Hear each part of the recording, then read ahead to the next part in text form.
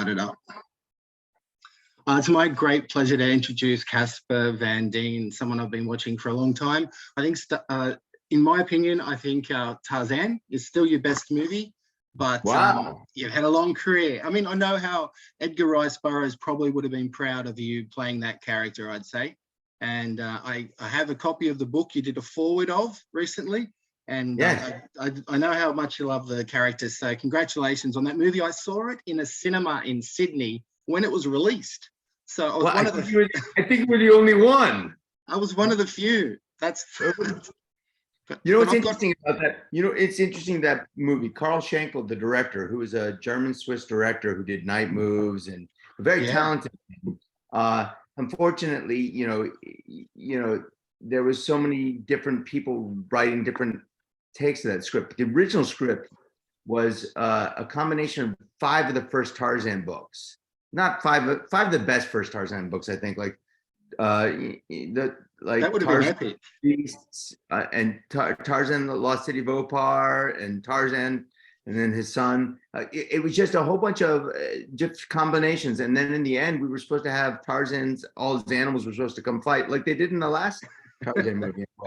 But we just didn't have the technology for it then, and it was interesting. But like 12 years later, I was given an award at the Edgar Rice Burroughs Estate for the Golden Lion Award for my portrayal of Tarzan being closest to the book at the time, and Jane Goodall gave me the award. Oh wow!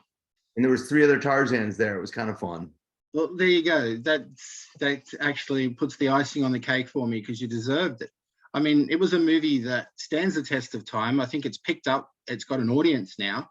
And even then, it was fun. And Jane March, what a Jane. She was beautiful and talented.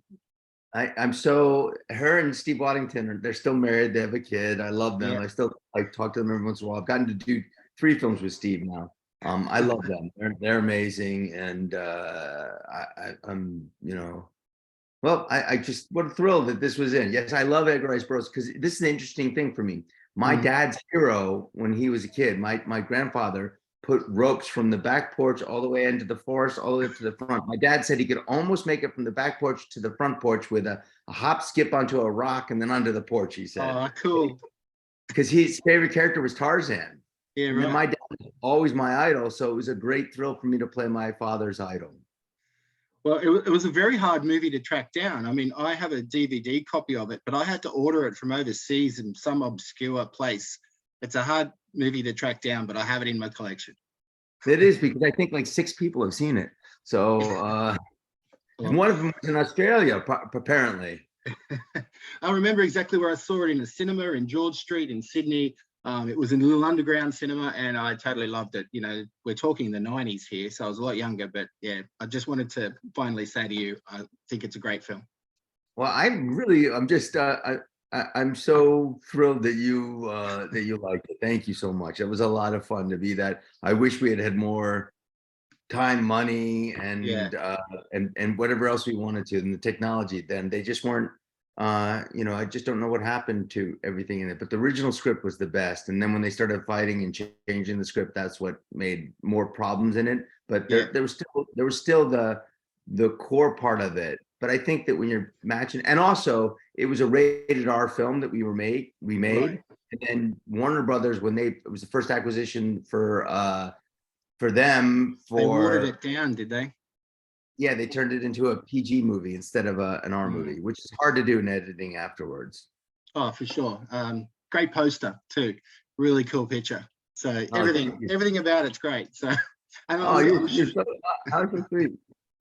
I'm sure everyone talks about Starship Troopers and some other movies. All they talk about. So it's nice. It's nice to do a Tarzan. Yeah, I am a huge Tarzan fan. I have all the books. I mean, I even have them on my desk right there. Oh, how cool. And then I have my Starship up there, but it's my office, and I have more Tarzan. I have an entire collection over there with some more stuff. But oh, thank you. You've made my day. Okay, I better talk to you about Daughter. You play father in Daughter, and not only is it an impressive role, I forgot it was you. Sometimes you got under my skin. You really did. I left home for this. When I talked to the director, I just fell in love with it. My manager wasn't quite sure about the film. He was confused about it, but my agent loved it, and so I read it. And they didn't know if I'd want to do it because I'm a father and I have daughters. So so they weren't sure, but I read it and I was like, I totally want to do this.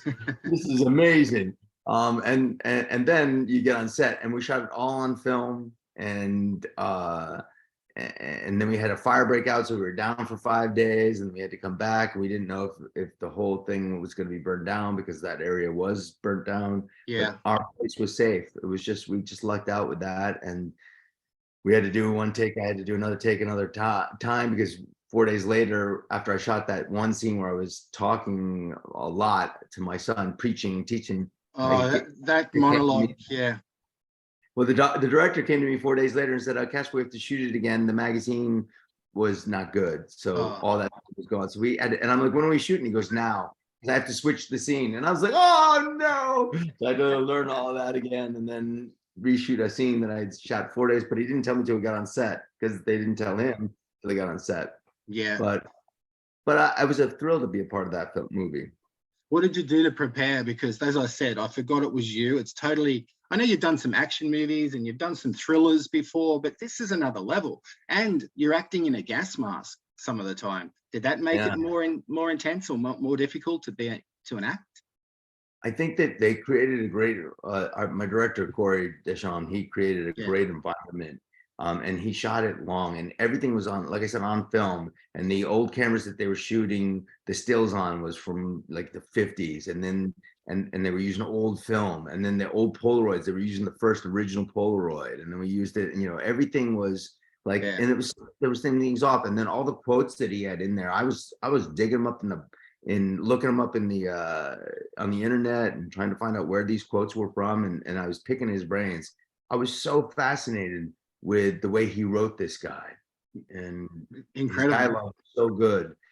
I'm talking most of the time in this, and sometimes, and all those scenes that they see where you hear me talking, that was all shot on camera, and then they just edited it down and put it into these places, because there was just more scenes of me just talking like this, just me, father, talking.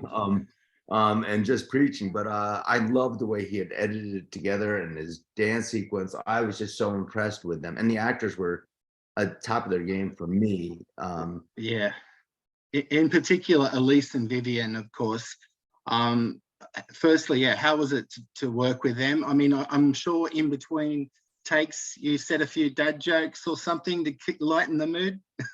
I always do dad jokes, and they even said that to me, like, oh, we miss our dad jokes. So I did have some of those, because I am a big dad joke kind of guy. But I was just impressed with their how good they were. They held their own against you and hitting their marks. Oh, I mean, sorry to interrupt, but I mean, the three of you, it was a great trio.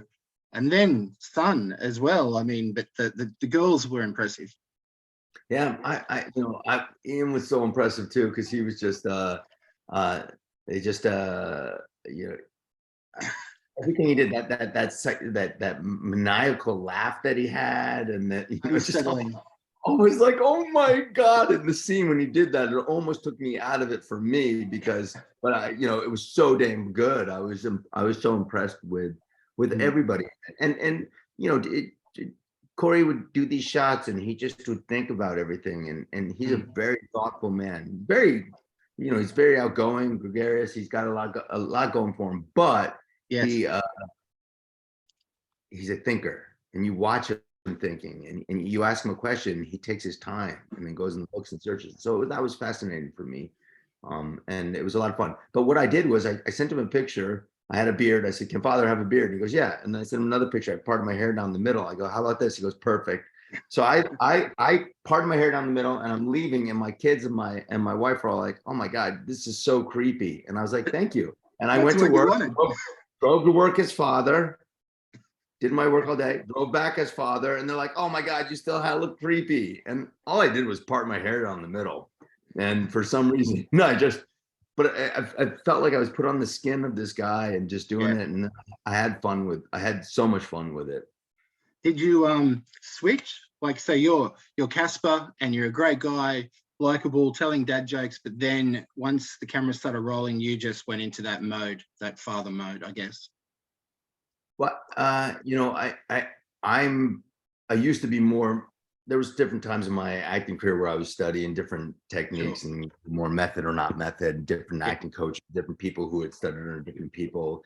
Got a lot of notes from different people, Stanislavski, different things that not him specifically, but his books and Yep. and and and just the teachers that have studied under them. You know, you search these out, you look for it. But then when you get there, I think I'm at a place in my career where I can be that character, Yeah. then I can be me, and then if they go rolling, and I can still be me, and they go action, and then I go right into what I'm doing, and then even if I'm crying, I can, as soon as they yell cut, I Mm. can get right out of it now. But I can cry still on you know, just I think having had life experience and being divorced, having children, and being all this, and being in this entertainment industry that can destroy or suck your soul sometimes, but also give you Yeah. almost most life ever, and that's why I think we're all addicted to it and why we run to this and gravitate towards it. It is, you know, it is the greatest joy, and it's you know, but it is something that you can feel like you can put on and take off easy. I don't Oh feel like yeah. I get trapped in a character, so I don't have to worry about it.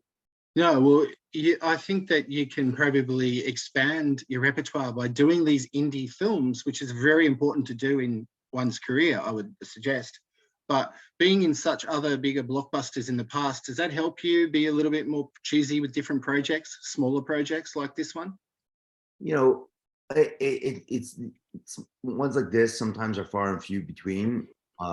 Some of them are, I mean, because sometimes I don't understand some of the things that are being made, but once you get a gem, you're Yeah. really proud of it. And you know, there's a couple ones I have out right now that I'm really proud of. I mean, I'm proud of Daughter, and I'm proud of Mad Heidi. I don't know if you've seen that one, but Mad Heidi's insane. If you get to see that, I play a Swiss president dictator, and there's another one called Battle for Saipan.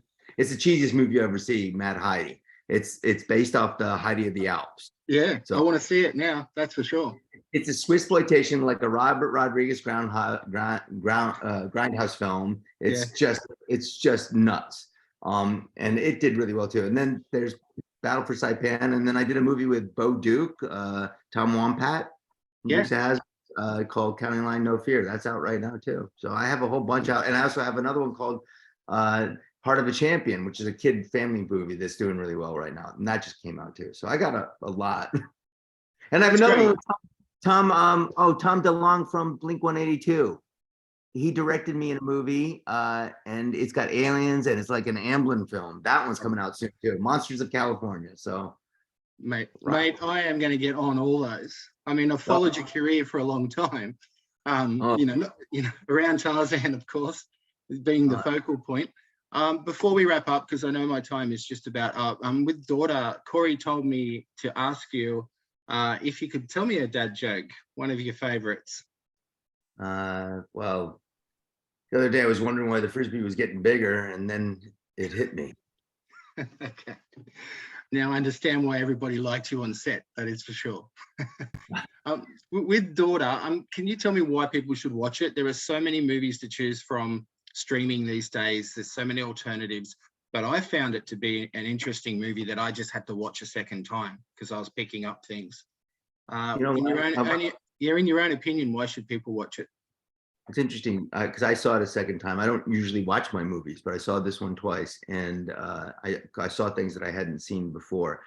The thing this is the way it's shot. It looks like it's from the 70s or 80s, Yeah, but then it doesn't, and so that's a little bit the way this filmmaker made it. His shots, the long shots, is not a typical film like today's pace. Usually, our films, everything's like this. This one, yeah, as you sit in it, and it makes you feel uncomfortable. Even me watching it, having been in it, I felt uncomfortable, but in a way that was like, oh my God. And you know, you hear the stories of people being abducted and chained up and locked up, and you know it's true and it's terrible. yeah, So this is really a good psychological study into this without it being some kind of like action movie or like hero thing. This is, just like what, based more loosely on fact than fiction is what they said, or something like that. And I think that was great. So Yeah, I well, think you should see it because it's an interesting, it's different. If you want a fast pace, like a movie that you don't have to pay attention to and eat popcorn, this is not that movie. This is one no that you way. actually have to pay attention to, and then you're gonna start going, oh, wait a minute, why is this going and going? And you're like, oh God. So that part of it's good, Is father, did father work alone? Is there a twin brother? Maybe you'll be growing the beard again for an upcoming movie. That would be awesome, wouldn't it? We'll see. I don't know. I love the way this one was. I would love to work with him again. I think he's a very talented, creative, and new director. I'm excited for him. So. All right.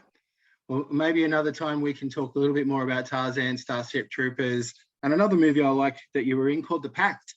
Yeah. The Amiga Code was good too. I remember seeing that with you and Catherine Oxenberg.